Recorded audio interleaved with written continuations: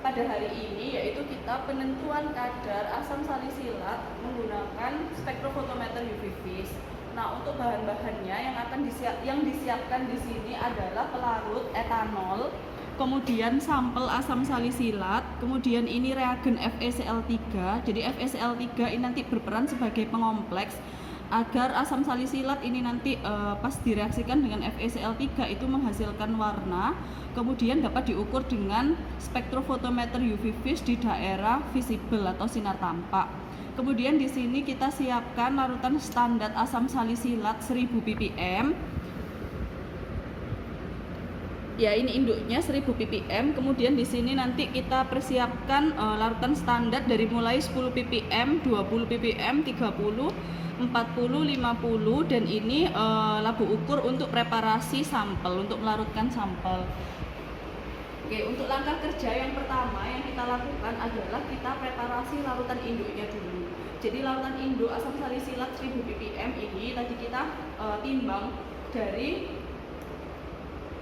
standar asam salisilat PA, kemudian kita letakkan di dalam labu ukur. Selanjutnya kita encerkan menggunakan pelarut etanol.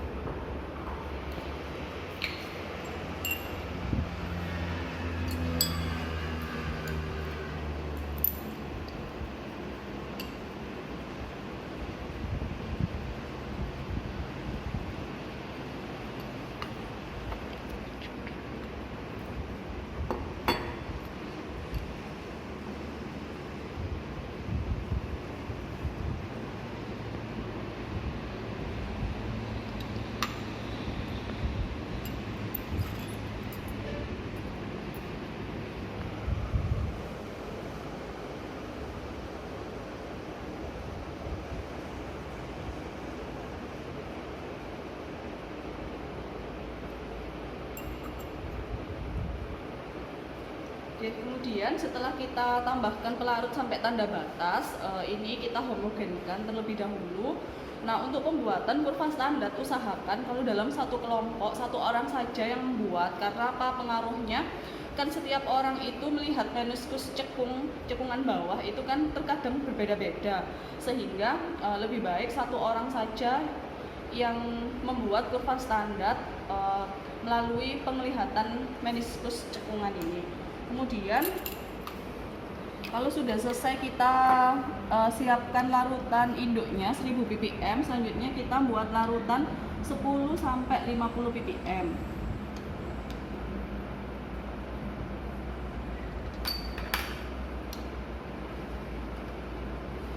Nah, jangan lupa untuk rumus perhitungannya, karena ini dari 1000 ppm ke 10 ppm berarti kan pakai rumus pengenceran V1 kali M1 sama dengan V2 kali M2.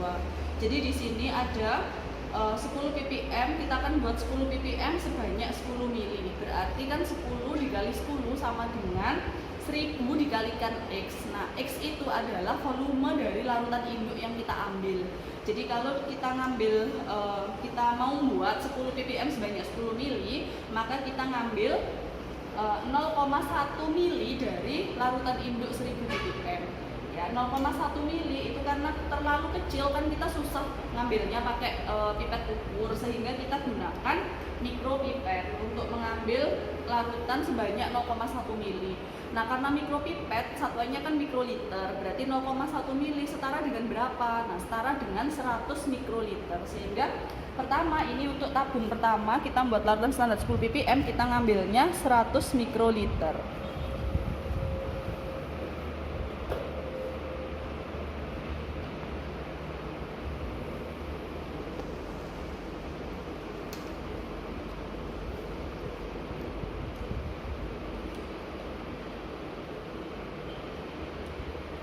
Cara pemakaiannya mikropipet, sebelum kita masukkan itu kita tekan dulu, kemudian baru kita masukkan. Setelah kita masukkan, kita lepaskan yang tadi ini apa namanya, tombol merahnya ya.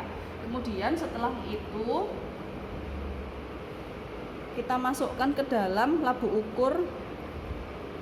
Nah, ini kita tekan full sampai dia volumenya keluar semua ya, larutannya. Oke. Kemudian ini kita tutup dulu, baru nanti kita tambahkan secara bareng-bareng semuanya kalau sudah selesai semua. Nah tadi kalau 110 ppm itu 100 mikro, berarti kalau 200 ppm kan dia butuh 200 mikroliter. Ini kita putar aja 200 mikroliter ya, 200. Kemudian kita ambil dari larutan induk ini sebanyak 200 mikroliter.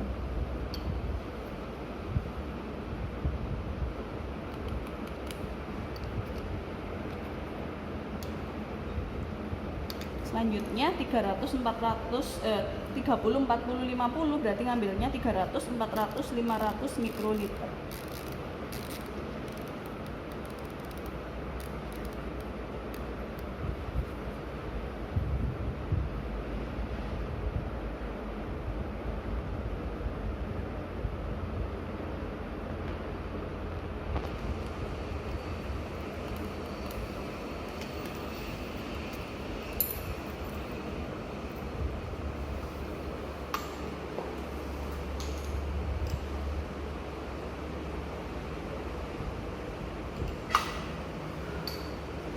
Karena lubangnya ini tadi terlalu kecil, kita pindahkan dulu ya ke gelas beker.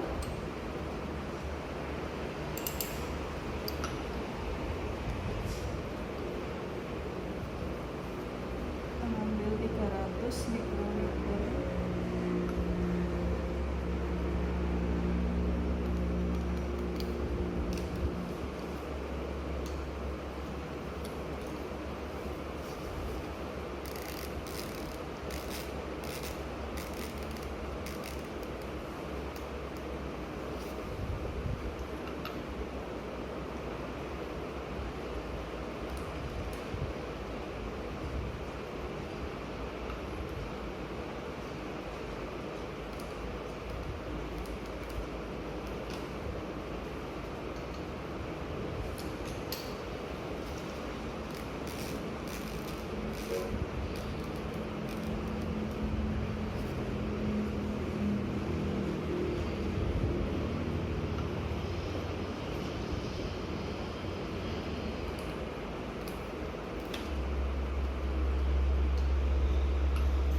Oke, selanjutnya setelah kita masukkan 100, 200 sampai 500 mikroliter pada masing-masing labu ukur ini, kemudian sebelum kita akan sampai tanda batas, maka kita tambahkan terlebih dahulu pengomplek FeCl3.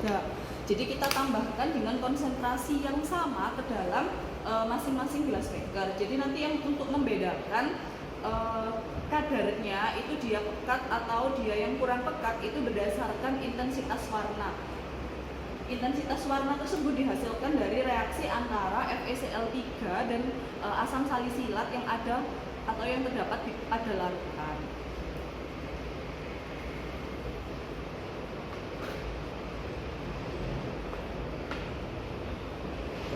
Nah, di sini FeCl3 yang kita tambahkan ke dalam masing-masing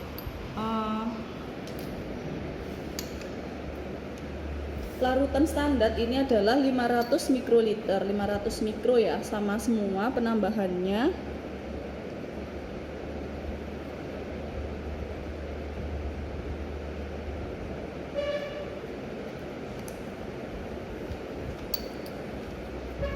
Nah, ini warnanya, warna pertamanya ya, warna pertamanya. Jadi kan asam salisilat ini merupakan asam karboksilat yang mempunyai gugus aromatis. Jadi kalau ada gugus aromatis itu kan ketemu sama FeCl3, dia bereaksi membentuk kompleks yang berwarna ungu kehitaman. Kemudian nanti intensitas warnanya itu menentukan banyaknya asam salisilat yang terkandung di dalam suatu sampel. Nah, kalau ini larutan standarnya konsentrasinya beda-beda, itu kan dia nanti akan menghasilkan intensitas warna yang berbeda-beda pula.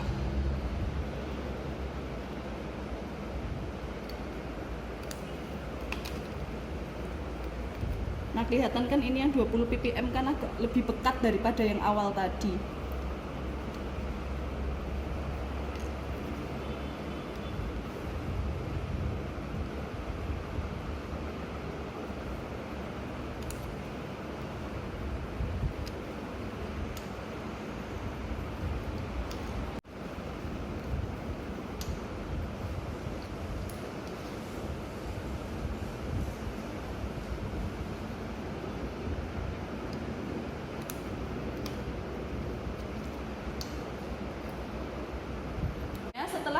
menambahkan pengompleks sebanyak 500 mikro ke dalam masing-masing labu ukur. Kita menambahkan pelarut etanol sampai tanda batas.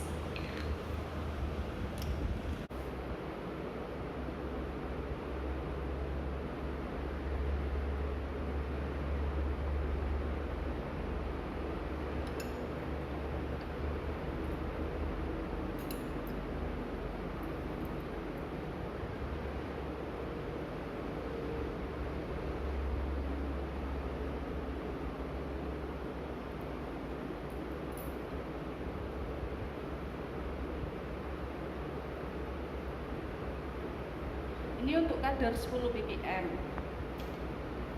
10 ppm dibandingkan yang lainnya, sehingga yang mendominasi warnanya di sini adalah warna reagen aslinya FeCl3 yaitu kuning. Oke, kita lanjutkan ke larutan standar yang lainnya, juga kita add-kan sampai 10 ml. Setelah kita menambahkan pelarut sampai tanda batas, di sini mulai terlihat perbedaan intensitas warnanya dari konsentrasi asam salisilat 10 ppm sampai 50 ppm.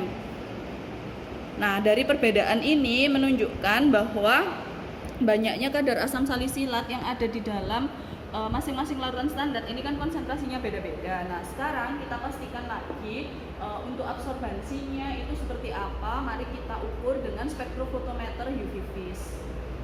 Kita menyiapkan larutan standar yang nanti akan kita ukur dengan spektrofotometer UV vis. Untuk membuat kurva standar, kita persiapkan dulu sampel ya, larutan sampel. Nah, sampel ini tadi sudah kita larutkan, yaitu sampel bedak salisil 3%, kemudian kita larutkan dengan pelarut etanol. Selanjutnya kan kalau 3% itu setara dengan 3 gram per 100 ml. Kalau 3 gram per 100 ml kita jadikan ppm, itu kan sama dengan 30.000 ppm, karena ppm itu kan sama dengan miligram per liter ya. Dalam perhitungannya diperoleh hasil konversi 3% itu setara dengan 30.000 ppm. Kemudian karena kita buatnya kurva itu 10 sampai 50 ppm, maka larutan sampel yang kita buat konsentrasinya kan harus di dalam rentang kurva. Sehingga di sini untuk larutan bedak sampel salisil ini tadi 30.000 ppm kita encerkan sebanyak 1000 kali, sehingga harapannya diperoleh kadar akhirnya itu kan 30 ppm. Nah, maka dari itu kita melakukan pengenceran dulu ya, sebanyak 1000 kali. Untuk pengenceran kalau sebanyak 1000 kali itu kan kita kalau menggunakan langsung 1000 ml ya, 1000 kali kan biasa 1 ml di dalam 1000 ml. Nah, kalau kita gunakan 1000 ml itu kan terlalu banyak pelarut yang digunakan, sehingga untuk meminimalisir penggunaan pelarut biasanya itu kita lakukan pengenceran bertingkat atau serial dilution. Jadi 1 ml diencerkan 10 ml, kemudian 1 ml lagi diencerkan 10 ml lagi, 1 ml diencerkan 10 ml lagi. Jadi ada 3 tahap pengenceran berseri. Jadi kalau 3 tahap, satu tahapnya itu pengencerannya 10 kali, berarti kan 10 pangkat 3 yaitu 1000 kali. Nah, sama dengan seperti itu. Jadi tujuannya pengenceran bertahap itu adalah untuk meminimalisir penggunaan pelarut supaya tidak habis banyak pelarutnya.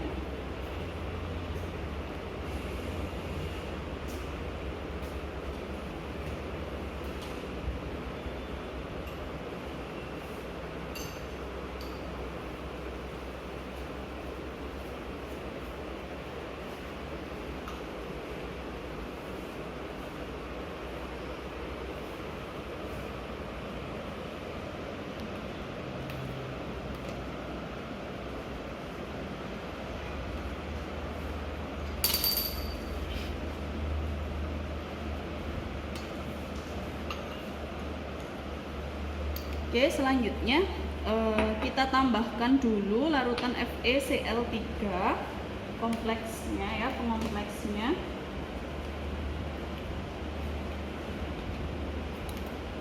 sebanyak 500 mikro. Jadi untuk penambahan pengompleks itu perlakuannya harus sama dengan yang kita tambahkan dengan larutan standar. Jadi kalau tadi standarnya itu kita tambahkan 500 mikro, berarti sampelnya itu juga kita tambahkan 500 mikro juga.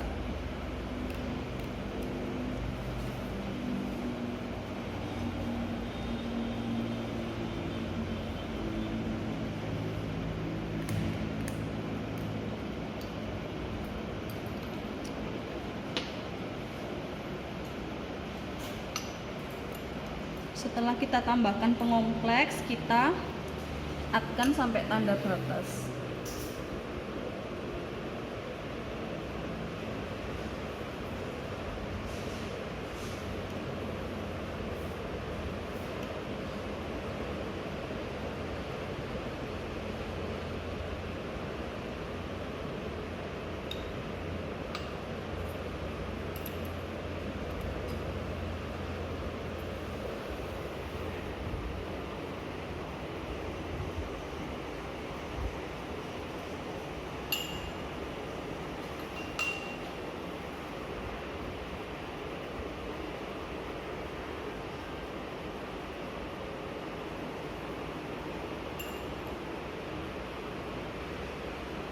Kemudian kita homogenkan. Nah, setelah itu, setelah siap larutan standar sama larutan sampelnya, sekarang kita ukur menggunakan spektrofotometer UV vis. Nah, kalau untuk penggunaan spektrofotometer UV vis terlebih dahulu kan nanti kita harus melakukan scanning panjang gelombang, baru kita membuat kurva standar. Kemudian setelah kurva standar selesai, panjang gelombang telah diketahui, maka kita dapat melakukan pengukuran sampel. Selanjutnya kita melakukan pengukuran kadar asam salisilat menggunakan instrumen spektrofotometer UV vis. Ini adalah instrumen spektrofotometer UV vis, tipenya adalah mereknya Thermoscientific tipe Genesis 10S ya. Ini UV vis spektrofotometer. Kemudian di sini ada bagian-bagian instrumen spektrofotometer UV vis. Jadi bagian-bagian dari instrumen spektrofotometer UV vis ini semuanya sama, merek apapun semuanya sama bagian-bagiannya. Cuma yang membedakan adalah tampilan luarnya sama cara pengoperasiannya. Biasanya untuk memudahkan cara pengoperasian, nanti kalian kalau kerja di industri ya, di lab pengujian di industri itu bisa kalian baca di instruksi kerja. Jadi setiap alat itu ada namanya instruksi kerja alat ya, atau IK. Jadi di IK itu dijelaskan prosedur kalau mau buat kurva standar itu apa saja ada di situ. Ya, kemudian ini saya jelaskan dulu bagian-bagiannya. Jadi kalau untuk yang spektrofotometer yang kita gunakan ini, di sini ada layar LED-nya untuk menampilkan data. Jadi tidak secara computerized, tapi kita dapat mengukur atau melihat hasil pengukuran itu melalui layar LED-nya. Kemudian di sini ada tombol-tombol yang digunakan. Ya, ini ada tombol utility, ada tes, kemudian ada print, clear, enter. Kemudian ini ada lambangnya kuvet, sama ini ada sampel posisi, menunjukkan sampel posisi ya. Jadi lingkaran ini sama dengan yang ada di dalam sini. Nah, di dalam sini kan ada B, kemudian 1, 2, 3, 4, 5. Nah, ini sama dengan ini tombol yang ada di luar sini. Jadi tombol ini menunjukkan sampel posisi yang ada di dalam sini, seperti itu. Kemudian nanti langkah kerjanya yang pertama kita lakukan adalah melakukan scanning panjang gelombang ya. Oh iya, sebentar, ini tadi lampunya lupa ya, belum dikenalkan. Jadi di dalam sini itu ada lampu UV sama lampu vis. Jadi kalau yang ini namanya yang ada nomornya itu namanya ini ya, masing-masing ini namanya tempat kuvet. Ya, tempat kuvet, karena nanti kita kalau spektrofotometer UV vis itu kita menggunakan, nah ini adalah kuvet, sampelnya kita letakkan di kuvet, kemudian kuvetnya ini kita masukkan ke dalam ini tempat kuvet. Nah, kemudian di tempat kuvet ini ada bagian yang lubang, ada lubangnya. Jadi bisa di zoom lagi, ini ada lubang di sini ya, di sini kemudian di sini. Jadi nembus lubangnya. Nah, bagian yang lubang ini nanti kita letakkan kuvet yang bening itu pas bagian lubangnya, sedangkan kuvet yang buram itu pada bagian yang tidak ada lubangnya. Jadi ini gambarnya kuvetnya. Sebentar, kalau kita lihat secara detail, ya ini kuvet. Jadi ini kan buram, kemudian ini yang bening, bagian bening. Ini bagian buram, ini bagian bening. Tuh. Jadi yang bagian bening kita letakkan pas lubang, yang bagian buram ini kita letakkan yang tidak pas lubangnya. Tuh, kemudian nah, terus di situ ya, di ujung itu ini agak tidak kelihatan ya. Di sini ada sumber cahaya. Jadi kalau lampu UV itu sumber cahayanya apa? Ayo diingat-ingat lagi, di slide kemarin kuliah ada. Kemudian kalau lampu vis itu juga apa? Jadi ada lampu UV dan lampu vis. Di situ ya lampu UV, kemudian ada lampu visnya sebelah sini satunya. Ujung sebelah satunya sini. Nah, di sebelah sini ada lampu vis. Jadi ada dua lampu di situ, kita bisa setting UV sama kita bisa setting vis. Oke, selanjutnya kita lakukan scanning panjang gelombang terlebih dahulu. Nah, untuk scanning panjang gelombang itu kita mesti menyiapkan belangko ya. Tidak hanya scanning panjang gelombang, kita melakukan semua pengukuran menggunakan spektrofotometer UV vis itu kita harus menyediakan belangko.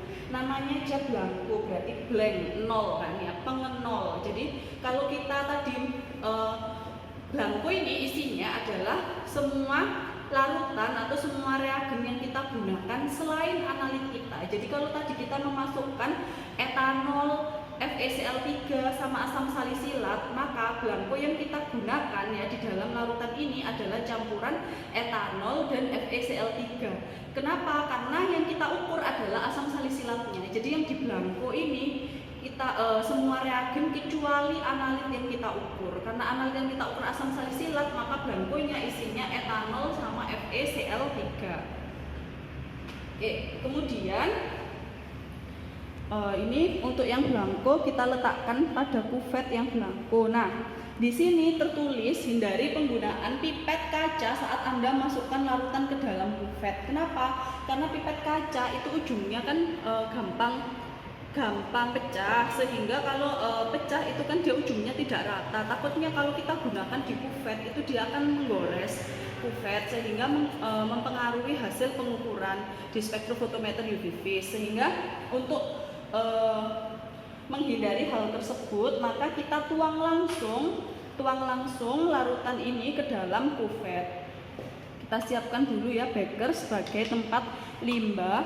Jadi sebelum kita masukkan banyak, kita harus mengkondisikan kuvet terlebih dahulu.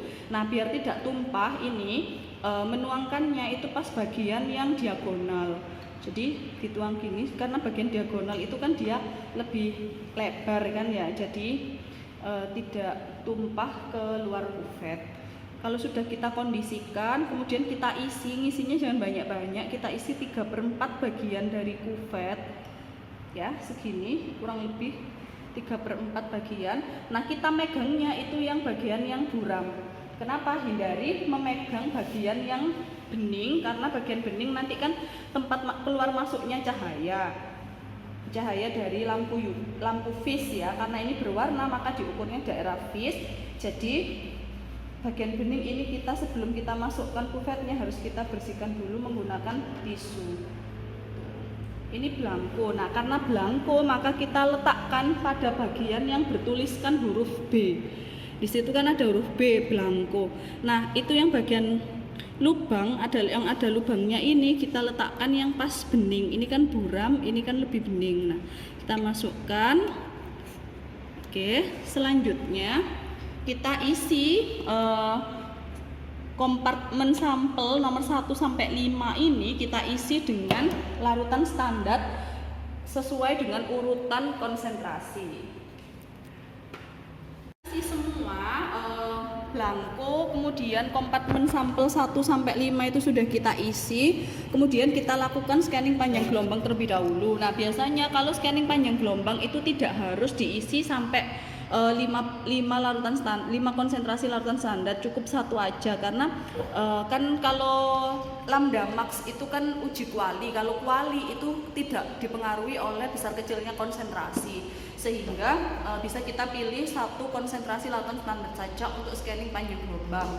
Tapi ini tadi untuk memudahkan atau karena sudah terlanjur diisi semua tidak masalah, karena nanti yang terukur tetap cuma yang satu saja untuk scanning panjang gelombang. Nah, untuk scanning panjang gelombang langkah-langkahnya adalah sebagai berikut.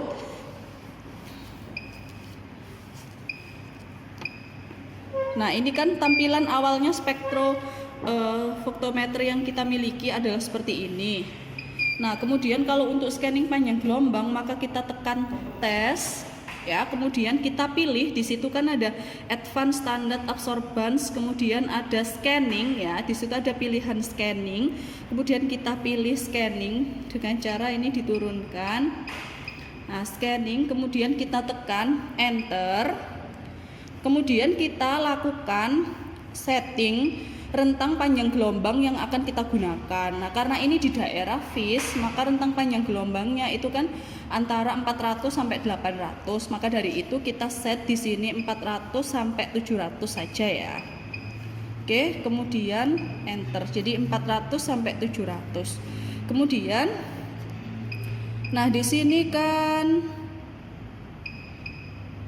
sudah tidak ada lagi yang perlu di ini settingnya, di setting, jadi cukup setting panjang gelombang saja, rentang panjang gelombang yang 400 sampai 700. Kemudian kalau sudah kita lakukan run test. Ini ya run test. Karena dia ada di sebelah kotak sebelah pojok kanan, maka kita tekannya yang bawahnya ini ya.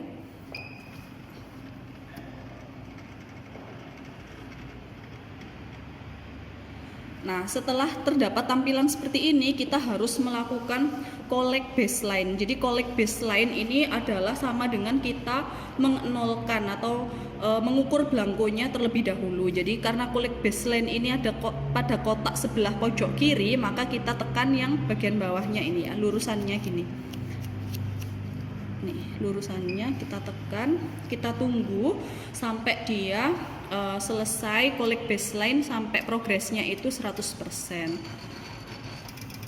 Nah, ini kan persen, ada persennya ya. Kita tunggu sampai dia 100%, baru nanti kita lanjutkan langkah selanjutnya.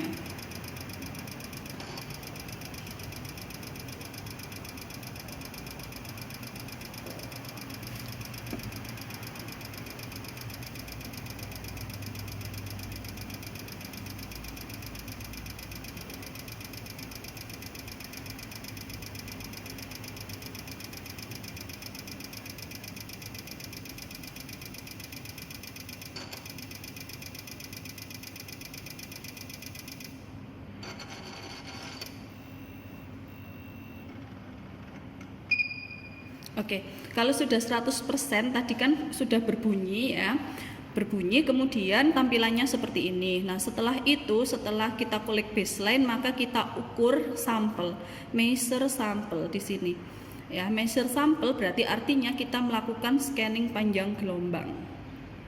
Karena ini pojok kanan, maka kita tekan yang ini.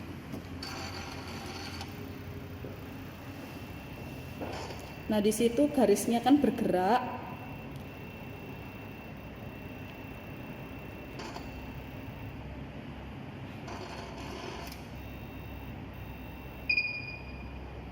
Ini adalah hasil scanning panjang gelombang. Di sini kan kelihatan ya puncaknya, peaknya.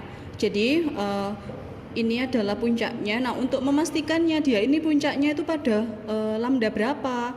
Ya, yang jelas ini kan absorbansinya itu sekitar 0,24, sekitaran segini. Tapi kita tidak tahu lambda pastinya berapa. Nah, untuk melihatnya kita bisa lihat yang tabular. Nah, tabular ini isinya tentang data.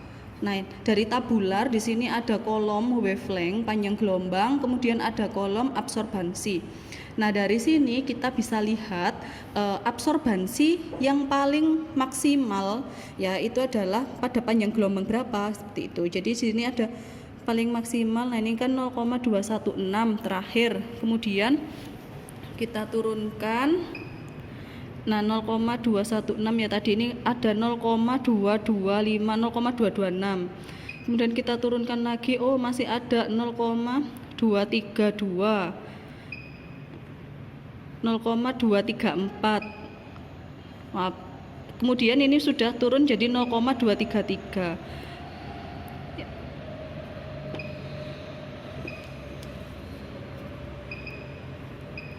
Nah ini kan 0,234, kemudian udah turun jadi 0,233, kemudian nah di sini dia kan turun lagi 0,232 dan selanjutnya, berarti kan paling tinggi adalah 0,234. Nah ini kan ada pada berapa, 538 sampai 544 nanometer. Kemudian kita ambil nilai tengahnya yaitu sekitar 541 nanometer ini kan.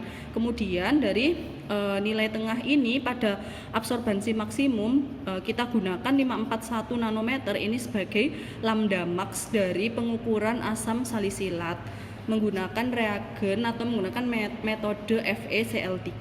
Oke, selanjutnya setelah scanning panjang gelombang, kita lakukan pembuatan kurva standar. Nah, untuk pembuatan kurva standar ini kita cukup tekan escape ya. Escape ini artinya back. Ini downshift dulu. Nah, tadi kan scanning ya. Sekarang kalau pembuatan kurva standar berarti kita tekan yang standard curve. Kita naikkan standard curve, enter. Nah, tadi kan 541. Ini lambdanya, wavelengthnya kita ganti 541, kemudian tekan enter. Kemudian kita cek di sini ada number of standard. Kita tadi punya standar jumlahnya 5 ya, 5 dari 10 ppm sampai 50 ppm.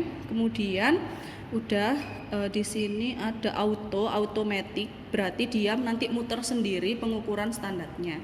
Oke, sekarang kita cek dulu untuk pengukuran standarnya. Oh ya, ini yang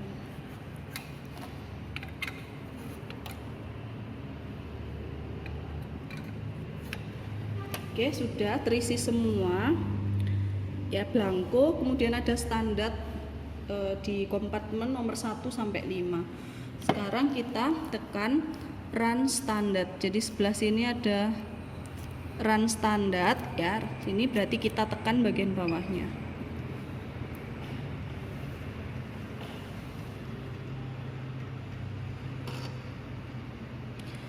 Oke, kemudian karena tadi kita punya 5, kemudian di sini kita harus mengisi dulu konsentrasinya berapa ppm standar yang kita ukur. Tadi kan ada 10. Nah, 10 berarti 10 ppm, kemudian 20 enter, 30 enter, 40 dan 50. Jadi kita punya 5 larutan standar. Kalau sudah terisi 10 sampai 50, ini kan absorbansi. Kita lihat absorbansinya berapa, langsung kita tekan measure standard. Nah, ini kan insert blank, berarti blankonya pada posisi B, berarti blanko diletakkan pada posisi B. Insert standard 1 sampai 5, berarti into position 1 sampai 5. Nah, tadi kan blankonya sudah diletakkan di B, standarnya juga sudah diletakkan di posisi 1 sampai 5. Setelah itu kita harus menekan enter untuk melakukan pengukuran. Nah, kita tunggu progresnya ini sampai 100% atau sampai ini semua sudah terisi.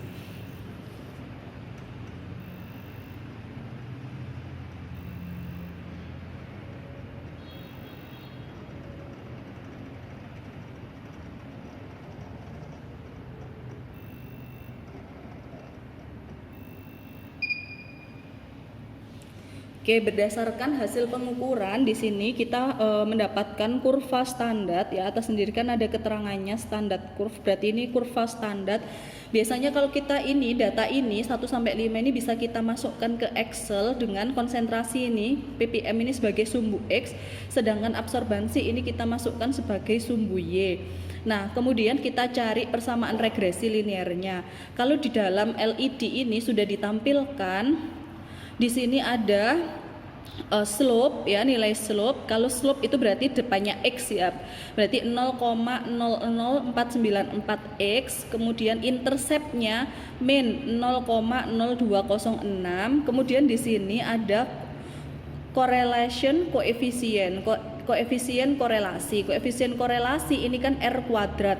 Nah, R kuadratnya di sini adalah 9,98 E pangkat min 1 ya, E pangkat min 01 berarti E pangkat 1. E pangkat 1 artinya itu 10 pangkat min 1. Berarti di sini koefisien korelasinya adalah 9,98 kali 10 pangkat min 1 setara dengan 0,998 itu R kuadratnya. Nah, kalau kita buat persamaan regresi berarti Y sama dengan 0,00494X min 0,0206 dengan R kuadrat 0,998.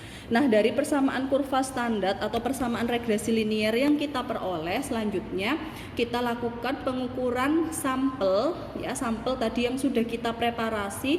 Benar enggak kadarnya asam salisilat itu 3% yang tertera di dalam etiketnya bedak itu sudah sesuai atau tidak. Nah, kalau tidak sesuai itu dia tepatnya berapa, apa kadarnya, seperti itu ya. Nanti kita ukur sampel terus kita lanjutkan dengan perhitungan.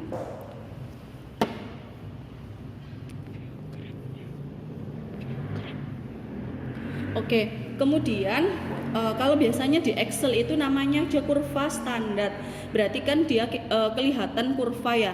Di sini pun selain data ini kita juga bisa lihat grafiknya seperti apa. View graph ini ya, tadi ada view graph. Nah, view graph, nah bentuknya seperti ini kan, sama kayak yang di Excel. Dari sini kita bisa terlihat larutan mana ya yang kita buatnya itu agak melenceng konsentrasinya. Nah, dari sini kan terlihat ya yang ini itu agak melenceng sedikit. Jadi kalau ini tadi mungkin lebih tepat, maka nilai R kuadratnya nanti lebih bagus ya. Jadi biasanya kalau kita menyiapkan 5 konsentrasi, kemudian ada satu yang jelek, jeleknya itu sangat jelek ya, bisa kadarnya itu terlalu tinggi atau terlalu rendah, itu kan ada data yang kita delete. Nah, dari view graph ini kita bisa ngambil salah satu data yang jelek tadi, bisa kita hapus gitu, karena pembuatan kurva standar itu kan minimal 3 konsentrasi seperti itu. Kemudian kalau kita mengembalikan ke data awal tadi, ini kan kalau graph ini view graph, kalau ke data awal itu kita tekannya yang tabular. Ini yang balik lagi ke data awal, kemudian view graph itu ini. Kemudian kalau run test ini digunakan untuk memastikan tadi kan 10 ppm benar enggak 10 ppm, kemudian 20 ppm benar enggak 20 ppm berdasarkan kurva standar yang kita peroleh, atau kita dari run test ini kita bisa melihat melencengnya itu sampai berapa ya. Misalkan sekarang kita coba ya, kita tes dulu. Ini run test. Oke, enter. Nah, yang awal tadi itu kan dia harusnya kan 10 ppm. Sekarang kita lihat di sini kan ada result ppm, hasil ppm-nya. Nah, ternyata cuma 8,6. Kemudian yang 20 ppm 20,77, yang 30 ppm 30,08. Yang 40 ppm dia 38,99, yang 50 47,89. Nah, ini berarti hasil kerja kita. Nah, dari sini kan kita melihat, oh berarti di sini ada memang error atau kesalahan yang dibuat oleh atau yang dilakukan pada saat pemipetan, kemudian penambahan pelarut dan lain sebagainya, seperti itu. Setelah melakukan pengukuran kurva standar, kita tadi kan sudah kita tahu ya konsentrasinya berapa, persamaan regresinya berapa, kemudian hasilnya seperti apa, kemudian kita lakukan pengukuran sampel terlebih dahulu. Oh iya, tadi standarnya lupa ya, ini sampel sudah kita masukkan pipet, terus kita masukkan di nomor 1. Oh iya, tadi standarnya lupa, belum kita foto datanya ya, jadi jangan lupa difoto terlebih dahulu. Ini kalau sudah kita masukkan ya sampelnya, jangan lupa pas bagian yang bening itu pas lubang. Tadi saya foto dulu ya untuk standarnya. Nah, ini oke, kemudian tabularnya ini kita foto dulu. Nah, kalau sudah tadi kan blanko sama sampel sudah kita masukkan, sekarang kita escape terlebih dahulu, lalu kita melakukan pengukuran sampel. Nah, kita escape ini kan bahasa kalau diterjemahkan lari ya, berarti lari ke halaman awal lagi. Ini don't save. Nah, kalau pengukuran sampel itu kita pilih yang advance atas sendiri. Jadi ini ada standar curve yang tadi kurva standar. Kalau kita pengukuran sampel kita pilih yang advance. Oke, untuk pengukuran sampel kita ada milih advance ya. Di situ ada advance, atasnya standard curve, kita pilih advance, kemudian enter.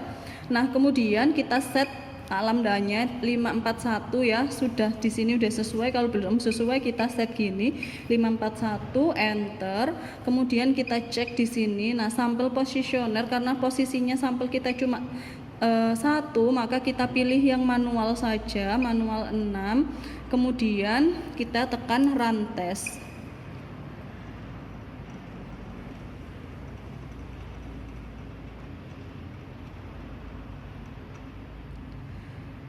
Nah, kemudian setelah run test itu kan tampilannya seperti ini, dia ada measure blank, kemudian measure blank saja pilihannya. Nah, measure blank ini artinya kita melakukan pengukuran, harus melakukan pengukuran blanko. Jadi kita tekan measure blank. Oke, kemudian kita tunggu tampilannya keluar seperti apa.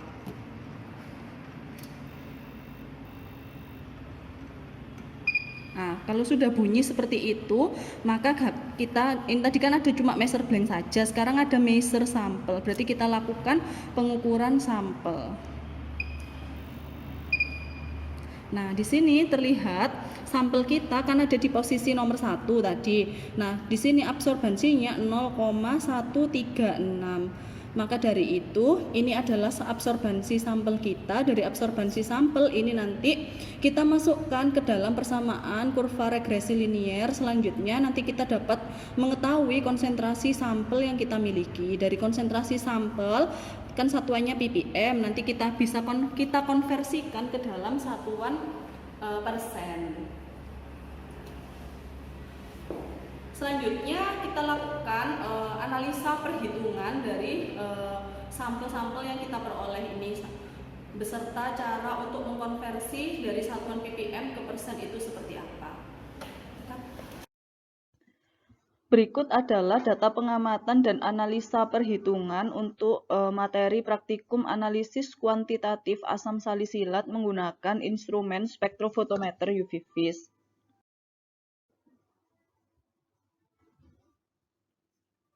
Di sini ada 2 foto tentang data kurva standar. Kemudian di bawah sini juga ada data tentang sampel, absorbansi sampel. Nah, dari 2 data yang ada ppm gambar di atas, ya, gambar 1 sama gambar 2, di sini sudah saya terjemahkan dalam bentuk tabel. Konsentrasi 10 ppm, absorbansinya 0,023. Ini kan sama dengan foto yang di atas. Kemudian untuk sampel di sini absorbansinya adalah 0,136. Nah, kemudian di sini untuk data kurva standarnya di sini kan sudah terdapat data kurva standar. Kalau Anda memperhatikan video sebelumnya, pasti tahu nanti caranya menentukan kurva standar dari instrumen spektrofotometer UV vis itu menulisnya seperti apa. Nah, Anda ingat kan rumusnya kurva standar atau persamaan regresi linier yang diperoleh dari kurva standar itu kan Y sama dengan BX plus A, di mana B atau yang depannya X itu namanya slope, kemudian yang belakangnya yang berdiri sendiri ya, yang tidak ada X-nya itu adalah intercept. Nah, dari situ kan nanti ketahuan persamaan regresi linearnya berapa. Nah, dari 2 gambar ini silahkan nanti Anda terjemahkan persamaan regresi linearnya berapa, sehingga nanti Anda dapat menghitung konsentrasi sampel. Nah, apabila konsentrasi sampel ini nanti telah Anda ketahui, tentu saja kalau konsentrasi sampel ini kan dalam bentuk ppm satuannya, karena kurva standar yang kita gunakan kan dalam satuan ppm, sehingga nanti absorbansi sampel 0,136 ini kalau Anda masukkan di persamaan kurva regresi itu akan diperoleh konsentrasi sampel dalam satuan ppm. Kemudian jangan lupa pada video Anda kalau menyimak tadi ada pengenceran. Faktor pengenceran pengenceran. Nah, pengencerannya berapa kali yang Anda dengarkan di video tadi. Nah, itu jangan lupa Anda catat juga, karena nanti di perhitungannya ada pengaruh dari faktor pengenceran. Kemudian, untuk analisa perhitungan di sini saya tuliskan hanya rumusnya saja. Nah, dari konsentrasi yang Anda peroleh di perhitungan persamaan regresi, nanti kan Anda akan memperoleh data berupa ppm.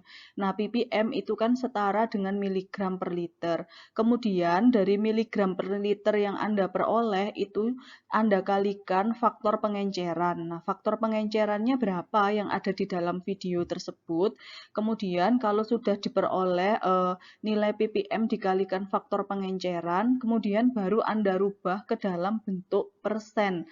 Nah, persen di situ rumusnya adalah gram per 100 mili. Ya, gram per 100 mili. Jadi dari ppm yang miligram per liter ini tadi kan dikalikan faktor pengenceran, kemudian Anda konversikan menjadi satuan persen, di mana persen itu setara dengan gram per 100 mili.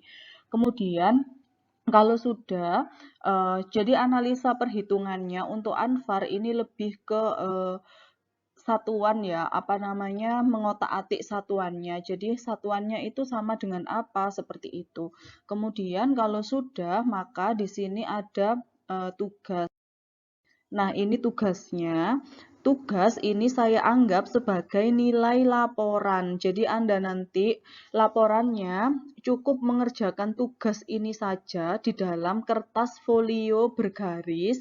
Kemudian Anda foto dan fotonya dikumpulkan di link nanti akan saya bagikan.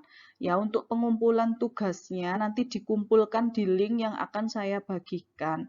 Tugasnya adalah ada 1 sampai 5. Yang pertama, jelaskan prinsip kerja instrumen, kemudian bagian-bagian instrumen spektrofotometer UV vis beserta fungsinya. Nah, itu kalau bisa Anda gambar atau ambil di print kemudian disebutkan ya. Kemudian yang ketiga, menentukan berapa ppm konsentrasi asam salisilat di dalam sampel bedak salisil. Nah, untuk yang nomor 3 ini kan hasilnya bisa Anda peroleh dari perhitungan persamaan regresi linier. Di situ ada konsentrasi itu kan X, kemudian absorbansi Y.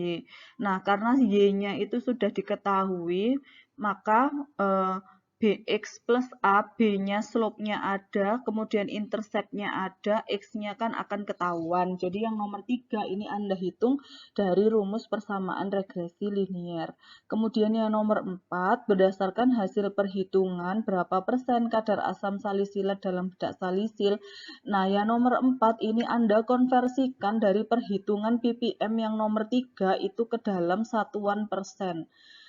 Oke, sehingga diperoleh persen kadar asam salisilat di dalam bedak salisil. Kemudian yang nomor 5, apakah kadar asam salisilat dalam sampel bedak salisil telah memenuhi persyaratan farmakope? Nah, dari yang nomor 4 itu nanti Anda bandingkan dengan persyaratan di Farmakope Indonesia ya. Di FI itu kadar asam salisilat yang diizinkan di dalam sampel itu berapa persen, seperti itu. Nah, itu sudah sesuai atau tidak, seperti itu. Nah, jangan lupa tugasnya nanti ditulis di kertas folio bergaris, kemudian difoto, atau di scan, boleh difoto, boleh di scan, kemudian jadikan satu file. Ya, terus habis gitu dikasih nama, NIM sama kelas. Kemudian nanti dikumpulkan di link yang saya berikan. Terima kasih, selamat mengerjakan. Kurang lebihnya mohon maaf. Akhir kata, Assalamualaikum warahmatullahi wabarakatuh.